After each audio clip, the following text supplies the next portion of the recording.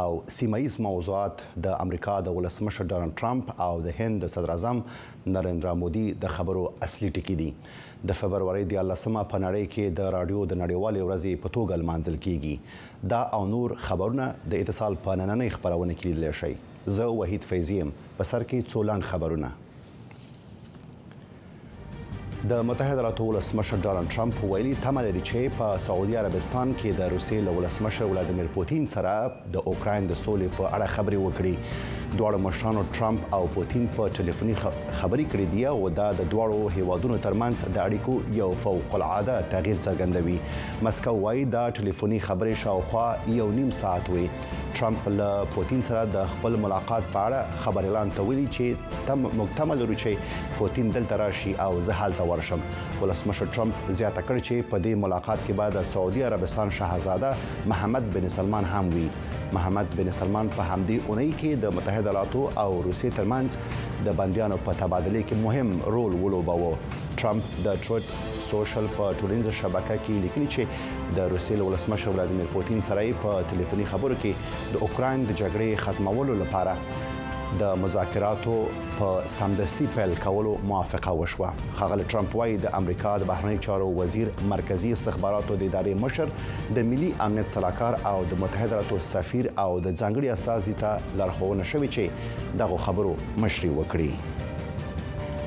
د طالبانو د کورنۍ چارو وزارت د پنځشنبې پر ورځ سهار د کابل ښار په 9 حوزه کې د کور او ښار جوړولو وزارت دروازې ته څیرمه په یو ځانمرګي برید کې لږ تر لږه د یو تن د وژل کېدو او 3 نورو ټپي کېدو خبر ورکړی دی. د طالبانو د کورنۍ چارو وزارت ویان عبدالمتین قانی امریکا غږ ته د ځانمرګي برید تایید کړی او ویلي دي چې مخکې دې چې بریدګر د کور او ښار جوړولو وزارت ودانۍ ته ننوځي د امنیتي ساتونکو لخوا تر پیژندل کېدو وروسته ووژل شو.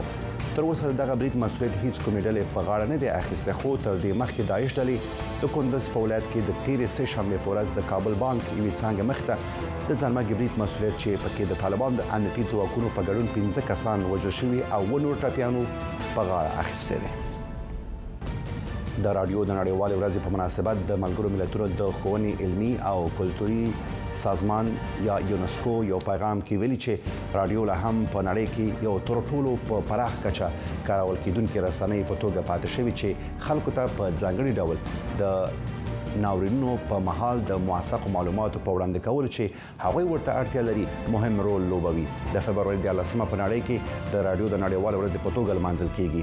یونسکو د دغه ورځې په مناسبت په یو خپور کړي پیغام کې ویل چې رادیو د خپلو خپرونو له لارې اوریدونکو ته پر حقایقو ولاړ معلومات وړاندې کوي او د خلکو غږونه د خپلو اوریدونکو پورې رسوي.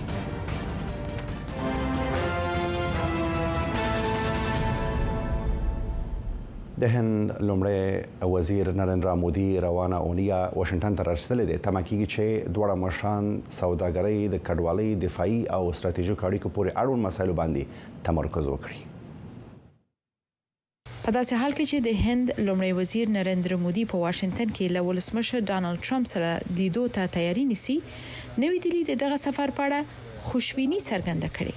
د هند بهرنی چارو وزارت موین وکرم مصری دغه سفر په اړه خوشبیني څرګنده کړه. زه فکر کوم چې متحده ایالاتو ته د لومړي وزیر دا سفر به دغه مهمه ملګرتیا ته زیات مسیر او انګیزه وبخي. مودي له ټرمپ سره د هغه په لومړی دوره کې تودې اړیکې لرلې، خو د هند لومړی وزیر په دې ونې کې د سوداګرۍ او کډوالۍ په اړه جنجالي مسایلو سره مخ شي، کوم چې د ټرمپ لپاره لومړی توپ لري. ټرمپ هند لوی تعرفه لګونکی هیواد بللی دی. نوې دلی د دې اندېښنو د حل لپاره اقدامات کوي. د دې میاشتې په پیل کې وویل چې هند به په ځینو توکو وارداتي محصولات کم کړي چې د امریکا صادراتو ته ګټه رسوي، لکه موټر سایکل او موټر. شنونکي وایي چې هند خای د نورو امتیازاتو ورکړې ته هم چمتووالی نیسي. بالکل د مذاکره کوونکي او مرکشي په توګه به ټرمپ ډیر څه وغواړي. هند هم په چنې وهلو کې ښه دی. په هر حالت کې به موږ هڅه وکړو چې یو جوړجاړي ته سره ورسیږو. داسې ښکاري چې زیاتره د وسلو د سیستمونو او ټکنالوژي په پیر او پلور بحث وشي. تیر میاشت ولسمشر ټرمپ په مودي غږ وکړ چې نوې دلی د امریکا څخه نور امنیتي تجهیزات واخلي. هند چې په نړۍ کې د پوځي تجهیزاتو تر ټولو لوی واردونکي هیواد دی د وسلو ګڼ شمېر سیستمونو ته اړتیا لري. متحده ایالات لږ شانته اندېښمن دي چې د هند سره د خرڅلاو معاملې له لاسه ورکوي. نو فشار یې زیات کړی دی. ښایي د ترانسپورتي الوتکو د سمندري ځواکونو لپاره د څارګرو الوتکو او حتی ښایي جنگي الوتکو او همدارنګه د الوتکو د انجنونو د پیاده جنگي وسایلو د ټکنالوژي او نورو برخو کې نوښتونو ته مخه شي. هند دا هم منلي چې له متحده ایالاتو څخه به اسناد مهاجرین بیرته تسلیم شي، خو دوی به د هندي غیر قانوني اتباعو د اخراج پر مهال د غوړه چلند غوښتنه وکړي. تیر اونۍ د سلو څخه د ډیرو به اسنادو هندیانو د بیرته استولو راپورونو چې په یو نظامی الوتکه کې بیرته هند ته وشړل شول غوغا جوړه کړه. په عین وخت کې د هند مهم لومړیتوب بداوي چې د مسلکي هندي کارګرانو او امریکایي پوهنتونونو ته د هندي محصلینو د راوستلو لپاره د کډوالۍ او د ویزو قانوني لارې هم پرانستې وساتل شي.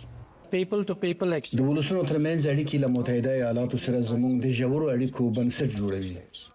مودي ویل چې د ولسمشر ټرمپ سره د هغه لیدنه به په لومړۍ دوره کې د دوی د بریالیو همکاریو د لا دوام او لا پیاوړتیا لپاره یو غوره فرصت وي.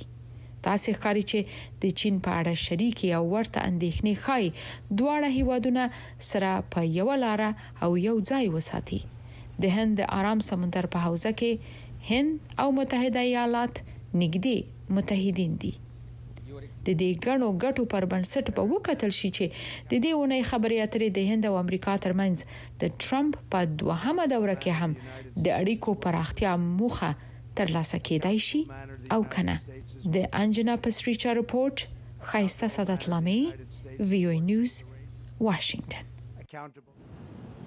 ولسمشر ډانلډ ټرمپ نن په سپینه ماڼۍ کې د هند صدر اعظم نریندرا مودي کوربه دی. نریندرا مودي د نړۍ څلورم مشر دی چې واک ته د ولسمشر ډانلډ ټرمپ له رسیدو وروسته سپینه ماڼۍ ته راځي. د واشنگټن او نوي ډهلي ترمنځ اړیکې همدارس سیمایي موضوعات د دواړو مشرانو د خبرو اصلي ټکي دي. پر همدې موضوع د بحث لپاره سره په خبرونه کې د نړیوالو چارو شنونکي هاشم وحدتیار ملمه دی. وحدتیار صاحب خبرونه ته راغلاست. ډیره مننه. واشنگټن ډي سي ته د هند صدر اعظم نریندرا مودي سفر څنګه ارزوي؟ دا ډیر یو مهم سفر په دې چې هر ولسمشر چې کار پیل کی په اول ورځو کې چې د هر مملکت ولسمشر یا لومړی وزیر اروغړي په دې معنی چې د هغه کوربه حکومت د پاره هغه مسله ډیره مهمه ده.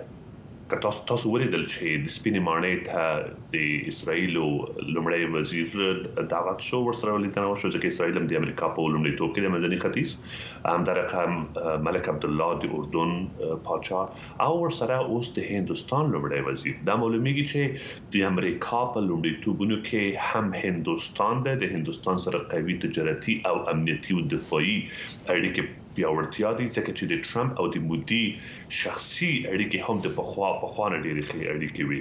بل دا چې هند او امریکا دواړه مشترک سیال لري چې هغه چین ده او د چین په شدت د اقتصادي پراختیا د هم هند ځان لپاره تشویش ګڼي هم امریکا د ځان لپاره تشویش ګڼي. دریم شی چې امریکا او هند سره نږدې کوي هغه دا چې د امریکا د ټرمپ خاوشا ډیر هندیول اصل امریکایي ته اتباع ونیولې ده. که تاسو وګورئ خپل د ټرمپ ډیر نږدې ملګری یو میلیارډر ویویک چې هغه هندیول اصل امریکایي ده. دې ترڅنګ تولسی کبارد د امریکا د استخباراتو یو لوی اداره ده چې د عمومي مشر ټاکل شوی ده. کرشان د مصنوعي پراختیا د ادارې مشر د امریکا ټوله پالیسي د پدې اړه جوړوي او اخر هم دا چې کاش پټل د اف بی آی چې ولوی اداره ده، حتی د سی آی ای هم لوی اداره ده، هغه هندیول اصل امریکایي ده چې هغه ته ګمارل کیږي. او په اخر کې دا چې د امریکا په کانګرس د پاک هندیول اصل امریکایان دي چې دا د معلومیږي چې امریکا پالیسي په د هند په طرفداري زیاته جوړه کی. اوس وخت کې خیر دا ټول مسایل تاسو تشریح کړل. مودي له امریکا څخه غواړي؟ مودي هم مودي د امریکانو څخه غواړي او هم امریکا د مودي نه غواړي. مودي د امریکا په امریکا کې 3% د H1 ویزې لرونکي اندیان یا په بل اصطلاح 420,000 اندیان په امریکا کې دي چې هغه د H1 ویزې پر اساس راغلي دي او دا اکثر ټیکنالوژیستان دي او ډېر پیاوړي خلک دي چې په مسلکي مهارتونو او وړتیاوې لري په امریکا کې دي. ټرمپ د کمپاین په دوره کې وی چې موږ به د H1 ویزې ختم کړو او کدا 420,000 اندیان د برت امریکا ته هندستان ته ستوینو د هندستان ته په ضرر تمامي کی. دویمه مسله دا چې په امریکا کې دوه هفته مخکې هم په حدود 100 نفر اندیان چې د امریکا نه وباسل شول هندستان ته بدون د کوم ډیپلوماټیک او بدون د کوم نړیوالو قوانینو پر اساس د یو کوم تدابیر نیول شوی هغه واستول شول.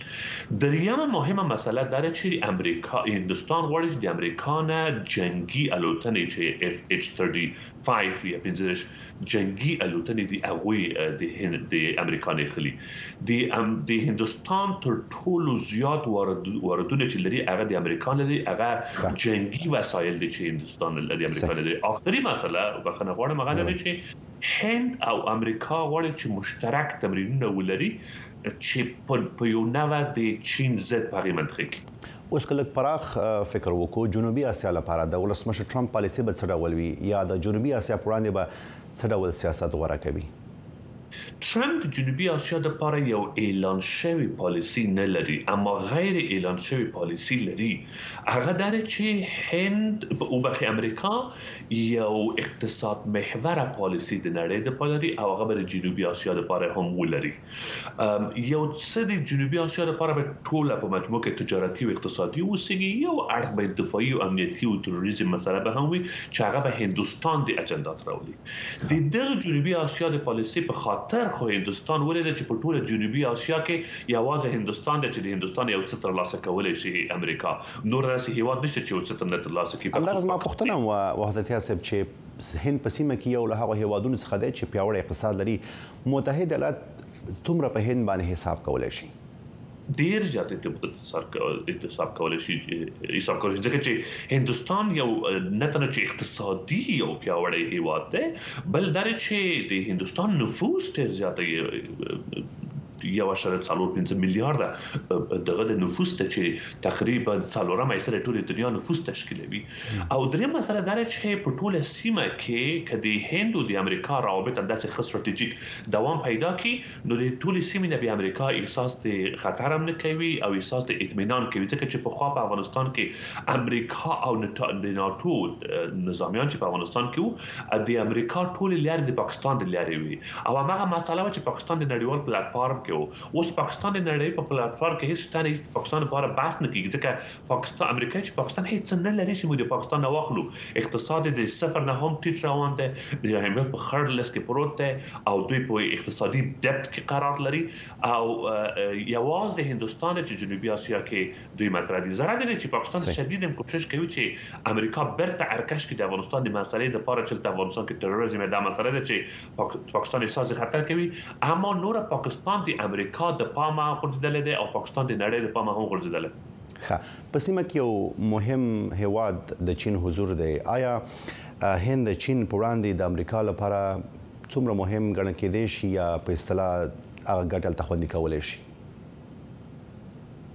جنوبي اسیا د امریکا د لپاره ډیره زیاته مهمه ده چې د امریکا لومړیتوب په ټوله دنیا کې چین ده او د چین د مهار کولو د لپاره یو د مهمو مهرونه هندستان ده ځکه هندستان د چین سره مشکلاتونه لري په پولیس سره مشکلاتونه لري نور مشکلات لري او که هند او د امریکا روابط هر څومره قوي کیږي اقتصادي پلوه سیاسي پلوه او امنیتي او دفاعي پلوه هغه چین احساس د خطر نه کوي او د امریکا په لومړیتوب کې دا هم ده چې هند د ځان سره ملګری کی ترڅو د چین په شدت د اقتصادي پراختیا مخه ونیسي بخصوص د دوی د مصنوعي ځیرکتیا چې ولوی او غوغای په دنیا کې راپورته کړل د دې مخه ونیسي ځکه هند هم د ټکنالوژي له لحاظه ډېر یو پیاوړی هیواد دی. یعنی د معلومیږي چې متحده ایالات لا هم د ټکنالوژي په برخه کې هند ته ضرورت لري.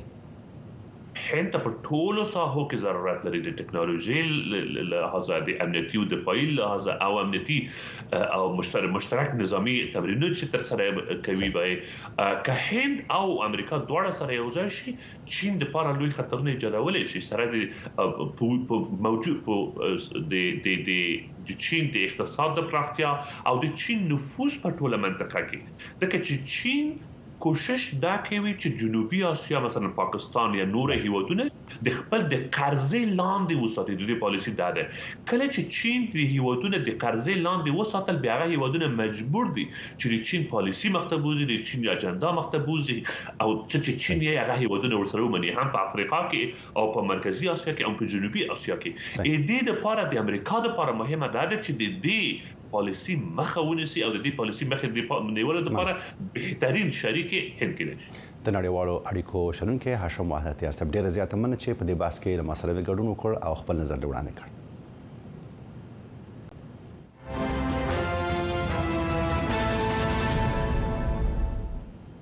د فبرवरी 13 د رادیو نړیوال ورځ سره برابر ده.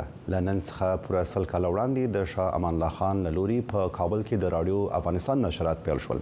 د افغانستان په کلیو ښارونو کې په زیات شمیر وګړي رادیو اوري. مجاهد کاکا هغه کس دی چې له تیرو شپېتو کلونو د رادیو خپرونې اوري. نوموړی په فکري رغونه کې د رادیو رول اغیزمن بولي. شمس آرین په هکله ریپورت لري. مجاهد کاکا چې د خوست ولایت اوسیدونکو دی وایي چې نږدې 14 لسیزې کېږي چې د رادیو اوریدونکو او مینوال دی. نوموړی په افغاني ټولنه کې د رادیو د اغیز ترڅنګ زیاتوي چې خپل هم له رادیو ډېر څه زده کړي دي. نیمه زده کړه مې د کتابو یا د مکتب د دورې یا شخصي مطالعې د واجب چې زه ډېره مطالعه مې کړې ده. نو زه چې په مانځ نیمه د رادیو ته ور کوم چې د نیمه زده کړه مې د نیم علم مې رادیو نه زده کړه ده او د نیم علم چې دا مو په کتابو کې زده کړه ده. د فبرवरी 13 چې د رادیو نړیوال ورځ سره برابر ده، د افغانستان په کلیو او ښارونو کې اوس هم په لوی شمیر وګړي رادیوي خپرونې اوري.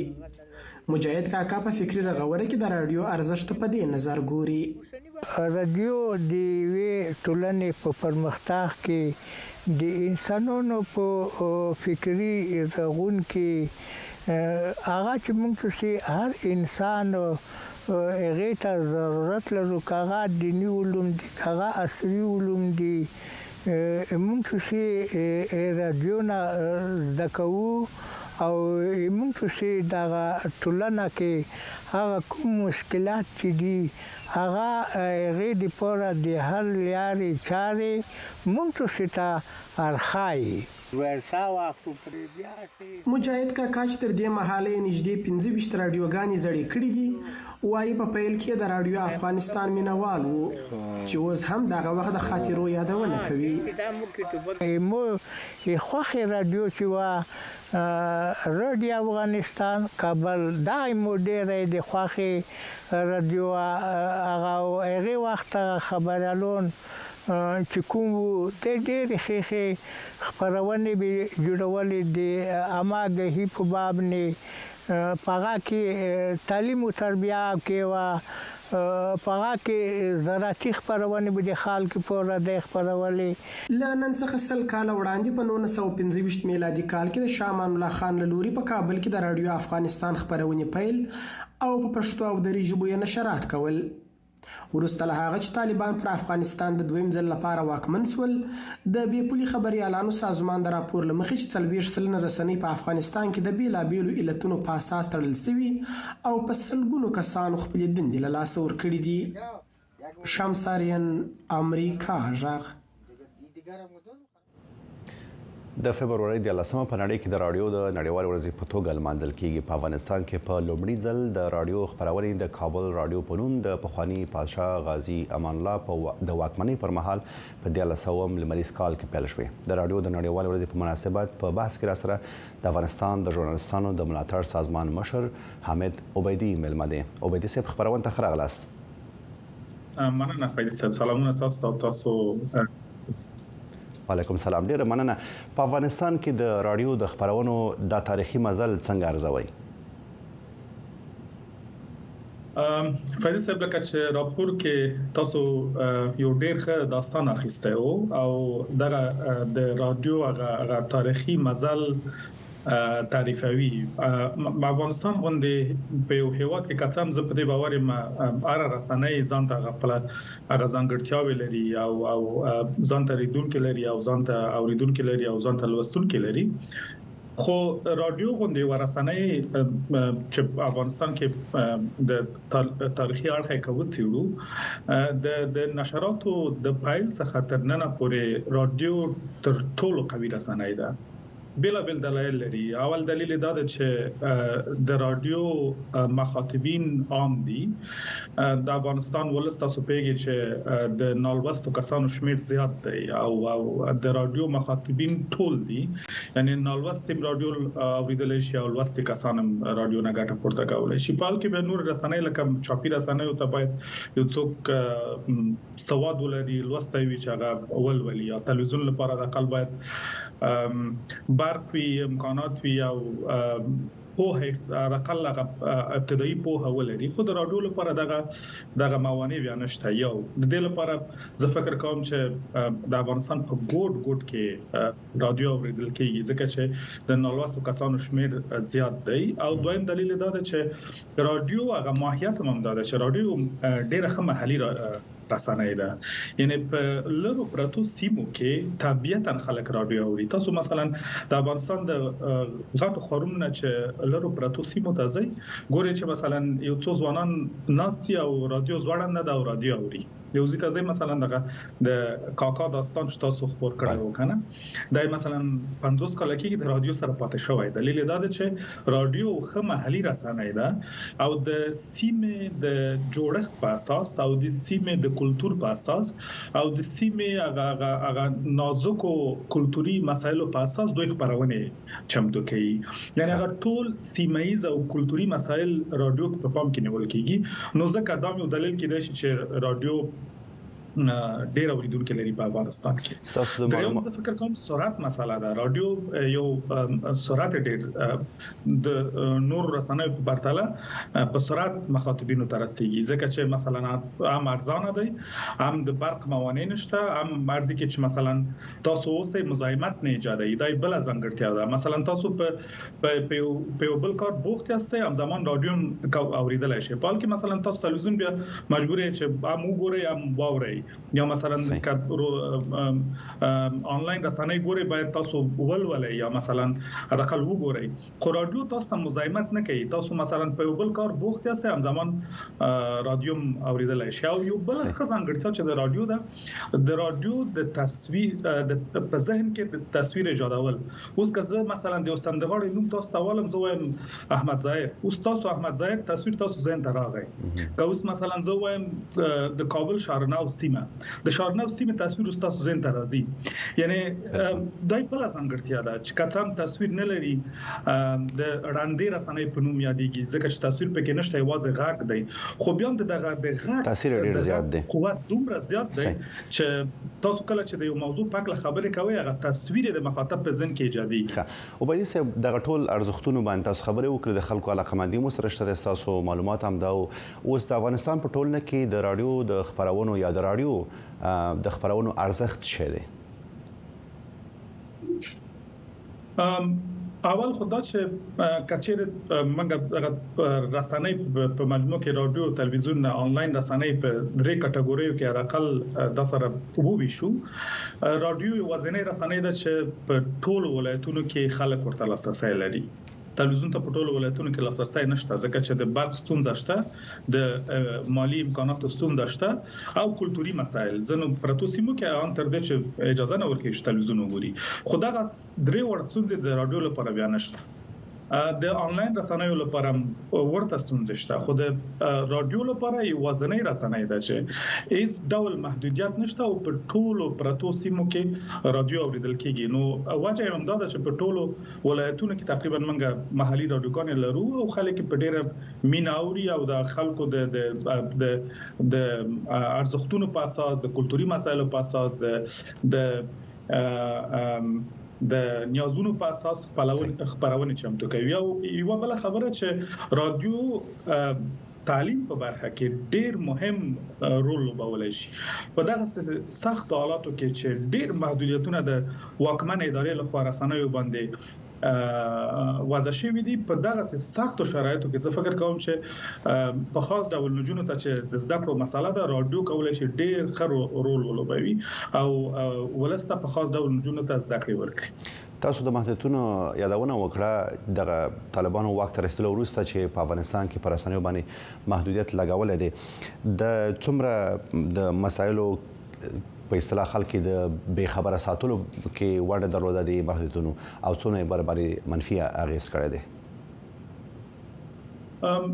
فایزي صاحب، که څه هم طالبانو کوم محدودیتونه چې رسنیو باندې وضع کړي دي، په حقیقت کې هغه سیاسي اړخ کې وګورو، طالبانو مثلا 15 یا شپږ مورده د سرو کرخو په ترنون لاندې رسنیو ته ویلي چې دغه مسایل ته د لمنه دغه مسایل نه خبري. مثلا هغه مسایل ډېر سیاسي مسایل دي، مثلا د بودیجې مسله ده، دوی د ترمنځ اختلافاتو مسله ده، نړیوالو اړیکو مسله ده، د نړیوالو سره دوی مسله ده، د دوی د مخالفینو مسله ده، د تظاهراتو مسله ده. هغه مسایل چې طالبانو ته ډېر مهم دي، هغه سترې کرخې ته کړي او اطلاعاتو ته لاسرسي چې موږ او تاسو په بحثونو په وار پاکله بحث کړی، اطلاعاتو ته لاسرسي یو ډېر لوی ستونزه ده. انتقادي ژورنالیزم اصلا نشته، د انتقادي ژورنالیزم مخه نیول شوې ده. په رادیو باندې دغه حالاتو اغیزه کړې ده. تاسو په تیرو دریو کلونو کې ولیدل چې په لسګونه رادیوګانې له بده مرغه د مالی وجې له امله بند شوې او طالبان ترې دا کوي چې په افغانستان کې رسنۍ آزاد دي، خپل فعالیت کولی شي چې مخته یو فعالیت کولی شي. دلته خو فکر کوم دلته یو توپیر دی. من کله چې وایو رسنۍ فعالیت کوي او رسنۍ آزاد دي، دا دواړه سره توپیر لري. کله چې وایو فعالیت اجازه په ټولو نظامونو کې رسنۍ ته ورکول کیږي. کله چې بیا آزاد وایو، آزاد په دې معنی چې اطلاعات تم باید لاسرسي وي او انتقادي ژورنالیزم تم باید اجازه ورکړي شي. طالبان دغه دوه برخو باندې ډېر بندیز لګولای او دوړو ته اجازه نه ورکوي. په دې معنی ده چې د طالبانو د واکمنۍ نظام یا مطبوعاتي نظام استبدادي نظام دی او د استبدادي نظامونو ځانګړتیا هم ده چې انتقادي ژورنالیزم ته اجازه نه ورکوي او اطلاعات ته لاسرسي اسانه نه دی په دغه نظامونو کې فعالیت کولای شي. ټول رسنۍ په افغانستان کې فعالیت لري او ایوازه دغه سرو کرخو یادونه چې موږ وکړه هغه مسایل په اړه دوی اطلاعات نشي خبرولای. په مجموع کې په خاص ډول رادیو په اړه چې راشو، زه فکر کوم چې اوس هم رادیو کولای شي د تعلیم په اړه، د ولس د تعلیم په اړه، د زده کړې په اړه په برخه کې، د کلتوري مسایلو په برخه کې، د هنري مسایلو په برخه کې، قسم هنري مسایلو باندې ډېر محدودیت وضع شوی په افغانستان کې.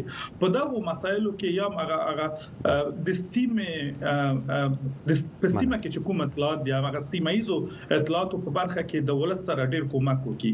خو کوم محدودیتونه چې په مجموع کې رسنیو باندې لګول شوی دي، هغه سیاسي مسایل او اطلاعات ته لاسرسي او هغه مهم موضوعات چې دار وګړي حق د چې هغه مسایل په اړه پوښي، هغه محدودیتونه په ټولو رسنیو باندې لګول شوی او رادیو مر استثنا نه ده.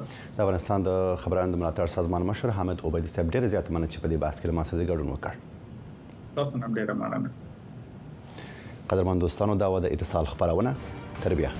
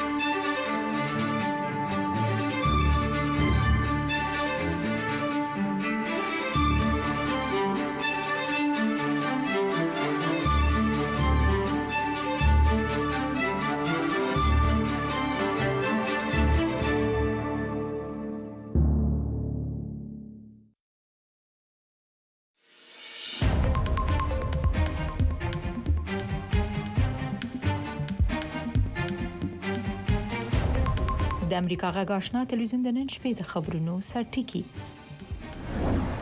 په کابل کې د ښار جوړولو وزارت مخې ته ځانمرګي برید په برید کې چې چای مسولیت نه دی منلای د تلفاتو خبر هم ورکړ شوی د اوکراین د شخړې ختمولو لپاره د ولسمشر ټرمپ هڅې ولسمشر ټرمپ وايي د روسیې او اوکراین د مشرانو سره هم ګوري